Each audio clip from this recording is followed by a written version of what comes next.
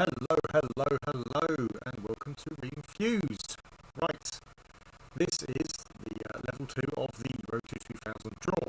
Last time we gave away a reproduction. Hello, Ain, thanks for joining us.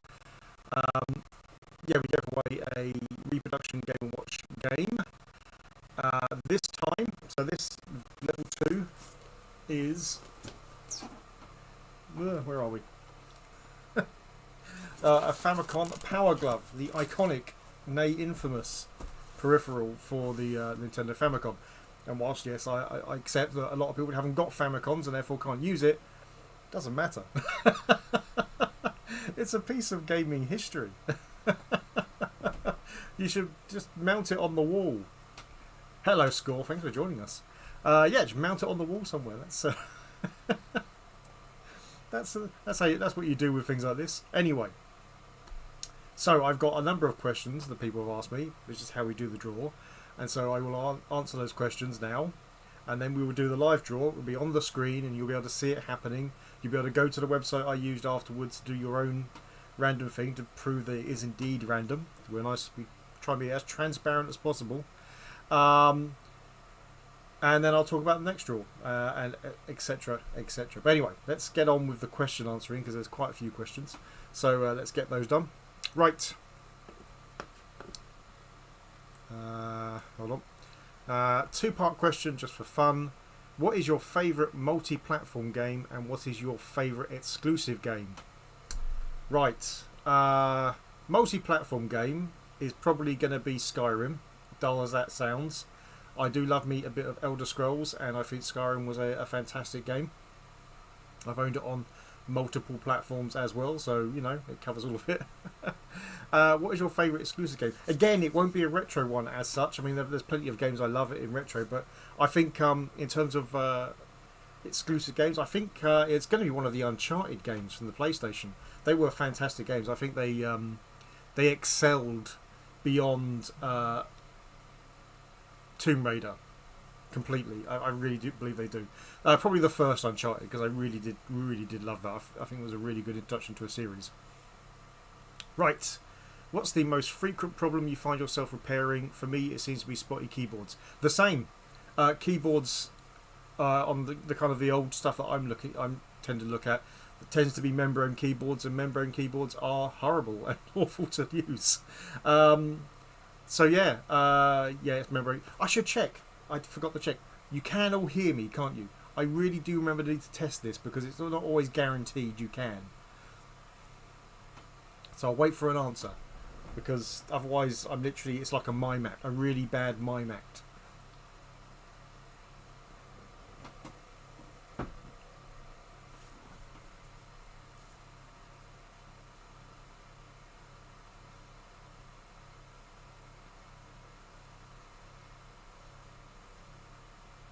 Of course, realising that if you can't hear me, how would you answer that question? Excellent. There's always that worry because there's obviously a delay in the stream, but there's always that concern that you've just asked somebody if they can hear you, and obviously if they can't hear you, they can't actually answer you. Right. Anyway, I will continue then. Awesome.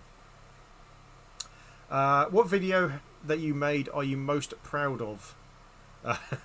And do you now have a phobia of flower pots? Right, I'll explain the second bit in a minute. The video I'm most proud of is probably going to be my documentary on Chernobyl. Remembering Chernobyl. I think that was... I was really proud of what we did there. It reinfused ones. I'm quite proud of a lot of them, I'll be honest. I'm not great at liking my own stuff, but there's a few videos that I really do like. I think the MSX one I liked, and the one on how to mould your spare parts. I think that went pretty well eventually. The phobia of flower pots. When I was doing a live stream with the Saturn, I played Atlantis, trying to get to the second disc to test the satiator out.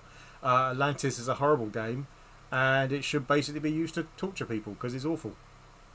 That's all I'll say about that. Okay, which was the best processor given the uses for them? The 6502 or the Z80? I mean, my snap answer would be the Z80. I was a Spectrum boy, obviously.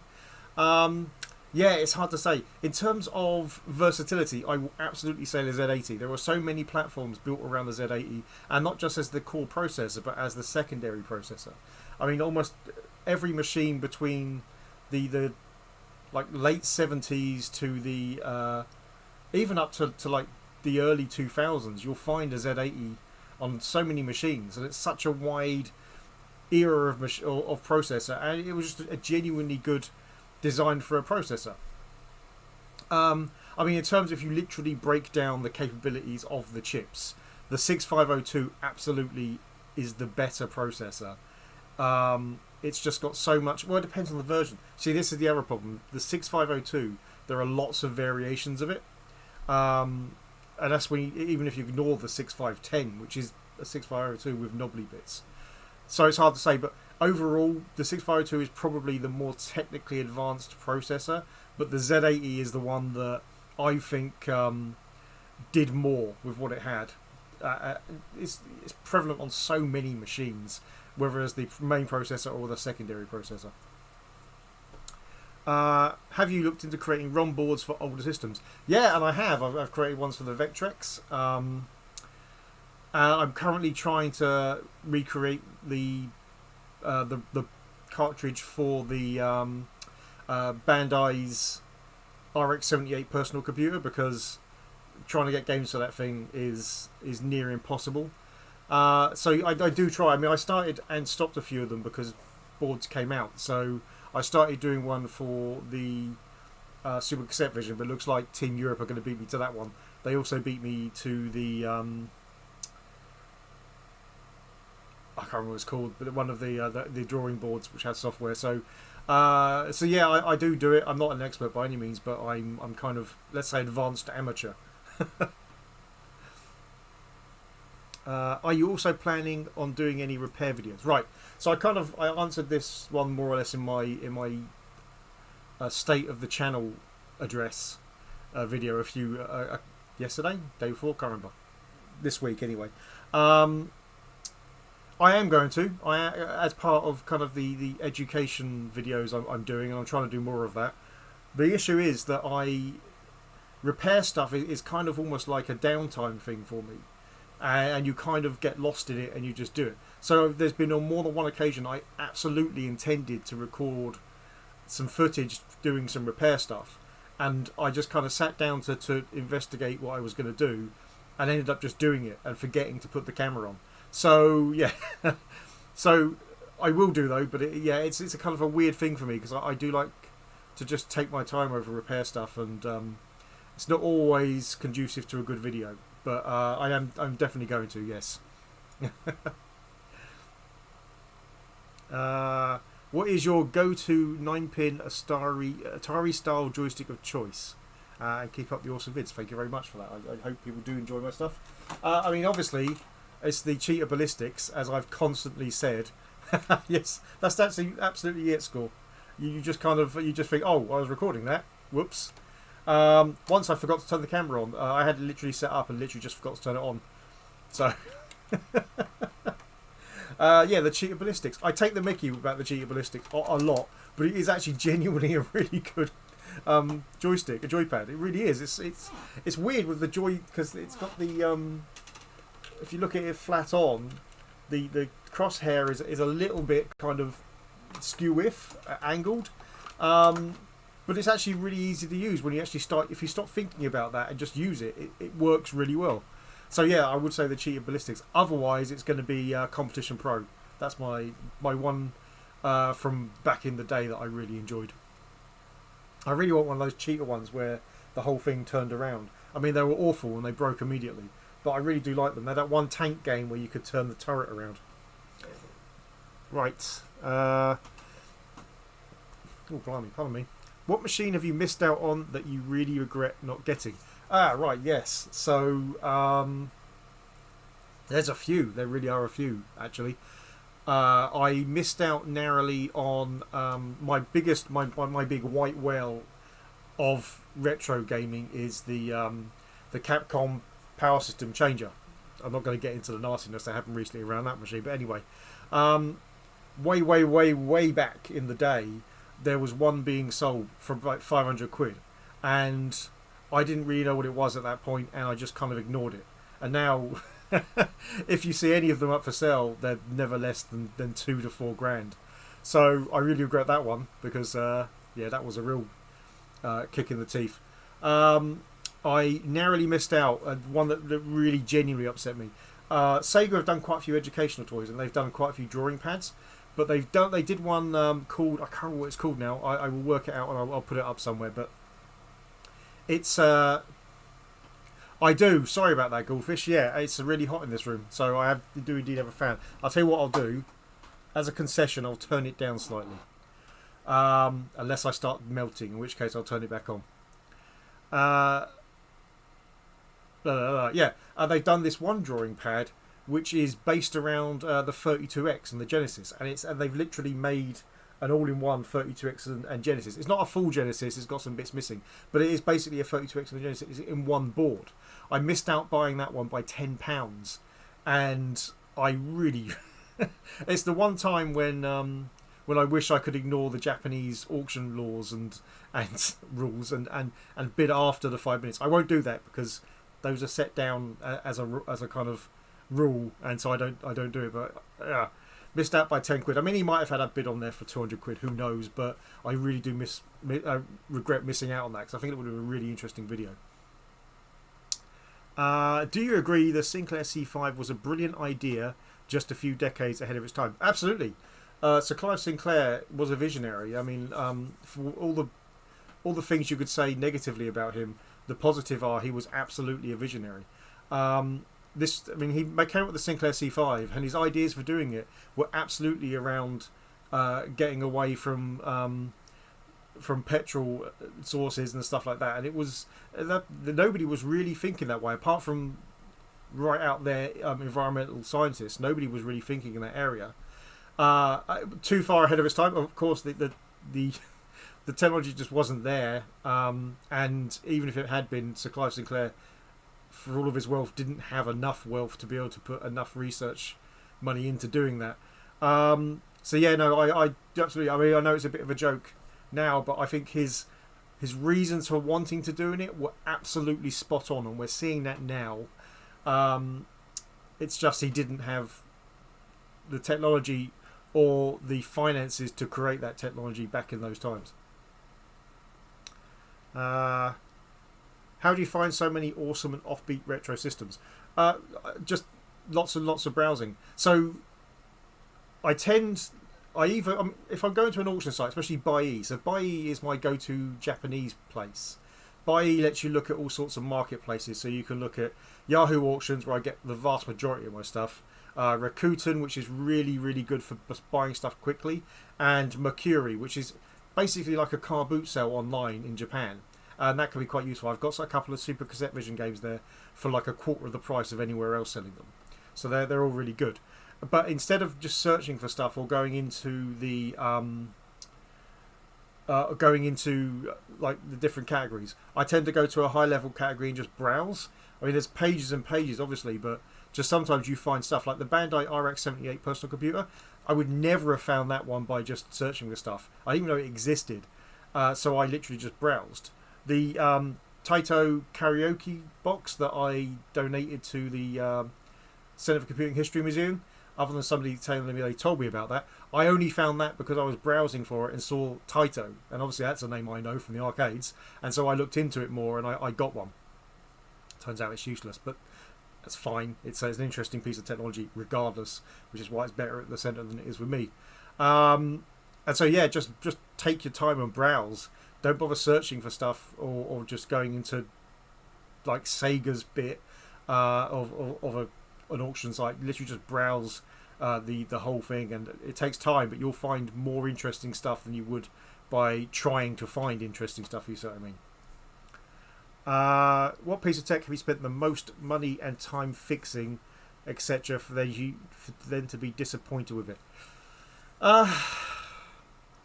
I don't think I've been disappointed by anything, really. Not really disappointed. I mean, in terms of stuff that I've spent a lot of time trying to fix, and they haven't really been fixed. There's that.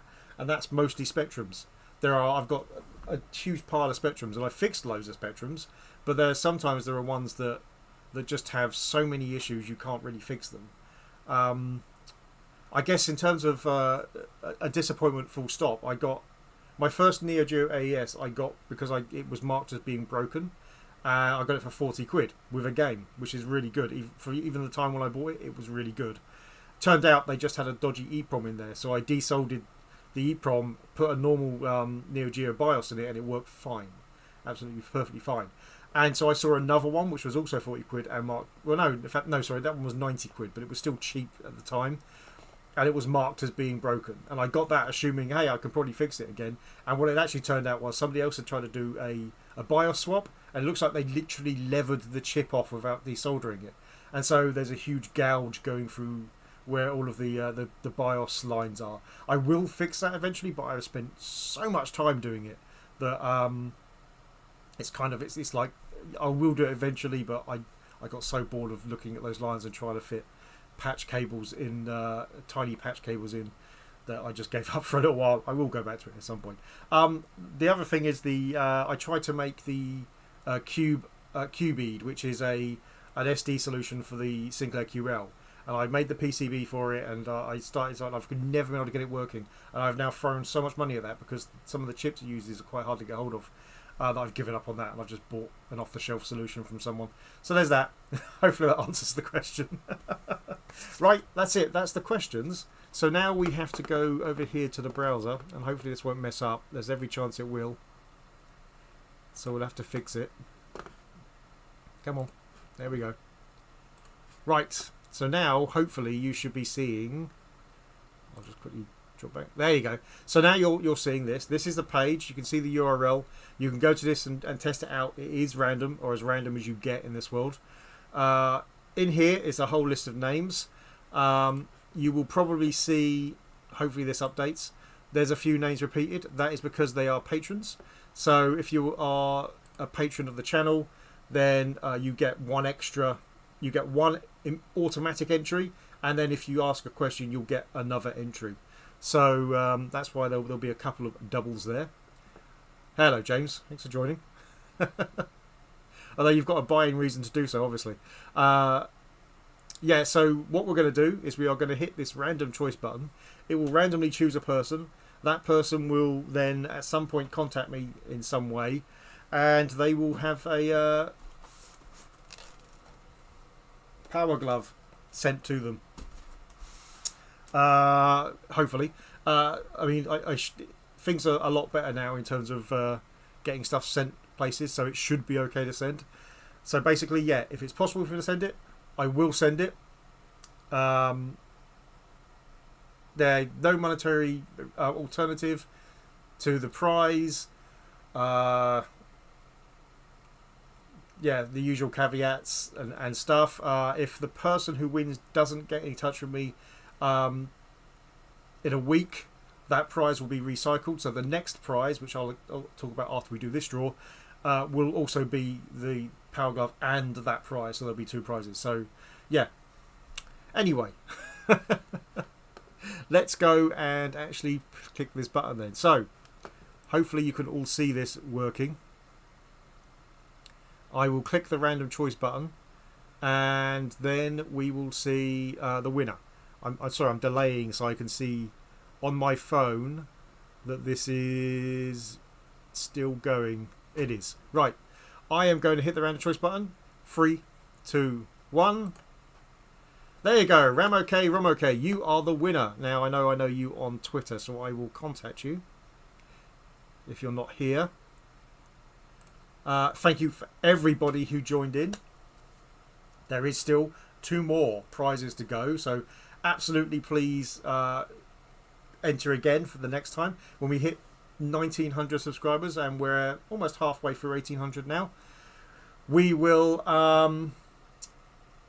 do the second the level 3 draw, and that will be for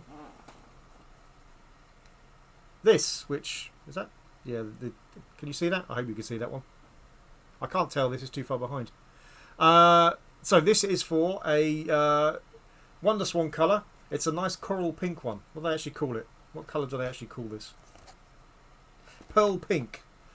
So it's a Pearl Pink Wonderswan. This will also come with, I think, 3 games. I don't know where I put them, but there are also 3 box games with this one. So this is the next prize. The last prize, which I think is the one that a lot of people are waiting for. And I don't blame them. I really don't blame them. If I can lift it, because it's quite heavy.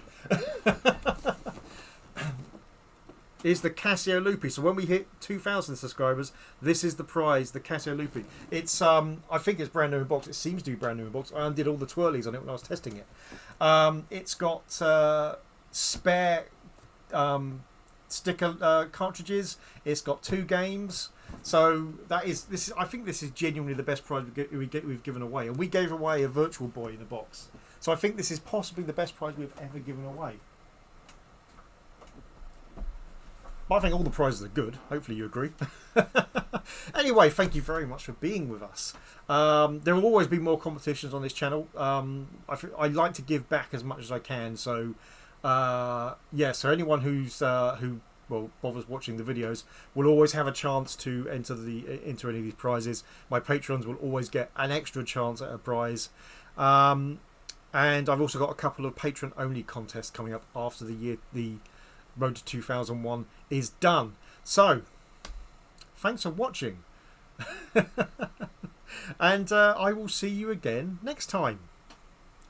I'm going to go contact Rom-OK now to work out how to get this stuff to him. Yeah, have a good evening, everyone. Oh, hold on. I should really... I'm really bad at this. I'm really bad at doing any of this. I should... well, first of all, I should do this. Look at that. Big face. I should do a... raid, shouldn't I? I am constantly forgetting to do raids.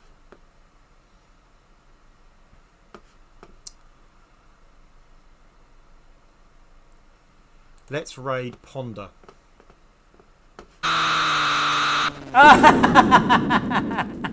Inside one again. The lovely, lovely Ponder. Who isn't here and had a chance to win, but he's already won one, so I think it's fine. I can now see my face, which isn't here and had a chance to win, but it's very, very weird looking at your own face. I can now see my face, which isn't here and had a chance to win, but it's very, very weird looking at your own face. I can now see my face, which isn't here and had a chance to win, but it's very, very weird looking at your own face. I can now see my face, which isn't here and had a chance to win, but it's very, very weird looking at your own face. I can now see my face, which isn't here and had a chance to win, but it's very, very weird. Well, thanks for watching, everyone. And I wasn't here and had a chance to win, but it's very, very weird. Well, thanks for watching, everyone. I wasn't here and had a chance to win.